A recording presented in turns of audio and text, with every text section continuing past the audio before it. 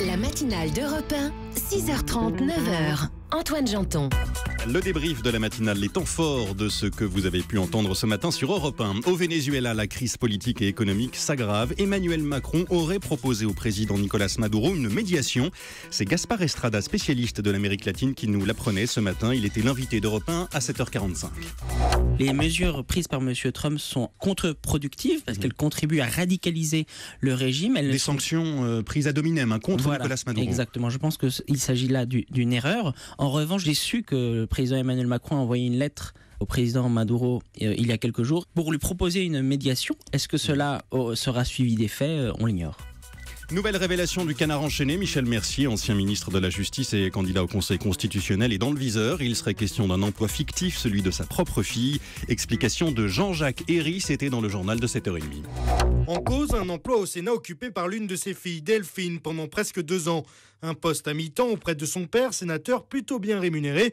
La principale intéressée explique que son travail consistait à effectuer une veille sur les sujets culturels.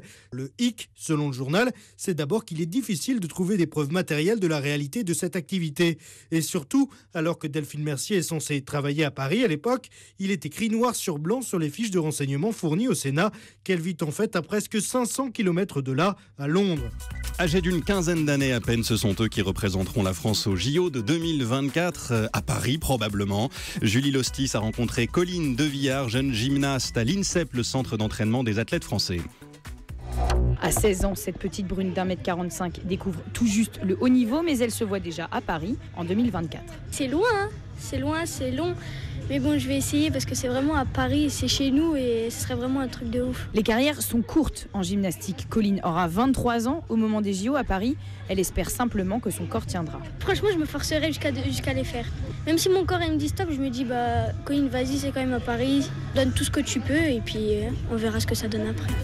Ce n'est pas un, mais 2 pandas qui vont finalement naître au zoo de Beauval en fin de semaine. Adrien Beck était avec les vétérinaires du zoo quand ils l'ont appris. Surprise pour tout le monde. Attention, on explore l'une des cornes de l'utérus qui va permettre de voir comment va le bébé, s'il a grandi. Donc là, il est en train de le mesurer. Il a bien grandi. Donc là, il va explorer la 2e corne de l'utérus pour voir si, par hasard... Au même moment, derrière la vitre de la salle, petit geste de la main du vétérinaire. Il y a 2 bébés pandas. Il y a 2 bébés pandas. Yes!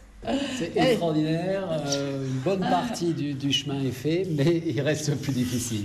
Un grand sourire pour terminer ce débrief de la matinale d'Europe 1 préparé par Alexandre Lepoutre et Samuel Etchevest.